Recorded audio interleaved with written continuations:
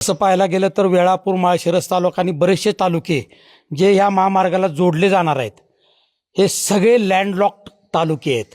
लँडलॉक्ड ह्याचा अर्थ चारी बाजूनी जमीनच आहे, क्षेत्र आहे. आमच्याकडं समुद्र नाही आहे, आमच्याकडं रेल्वे नाही आहे.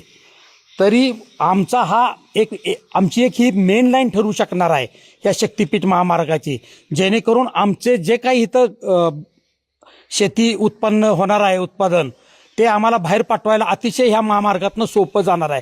तरी माझी सगळ्या लोकांना हीच विनंती राहील की तुम्ही विचार आणि कारणाशिवाय विरोध करू नका. तुम्ही ह्याच्याबरोबर या. आपण चांगल्या मोबदल्यासाठी नक्की शासनाबरोबर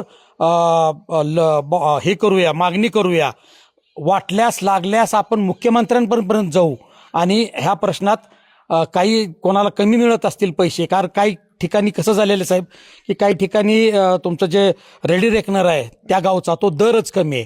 काय गावात असं झालेलं आहे की त्या गावातल्या लोकांनी जी पड होती म्हणजे पोट खराब ती पोट खराब सातबाऱ्यातनं काढलेली नाही. त्यामुळे त्या क्षेत्राला किती मिळेल काय मिळेल ही सुद्धा शंका होती. पण काल कलेक्टर साहेबांनी आम्हाला तेही आश्वासन दिलं की आम्ही जागेवर येणार, जागेवर तुमच्या शेताची पाहणी करणार. जर तुमच्या क्षेत्रात पीक पाणी जर उभे असेल तर त्याच्याप्रमाणेच आम्ही त्याची नोंद घेणार. एवढं आम्हाला सगळं कलेक्टर साहेबांनी सांगितलं नसताना आम्ही विरोध का करायचा हा मला आता प्रश्न त्या लोकांना विचारायचा आहे.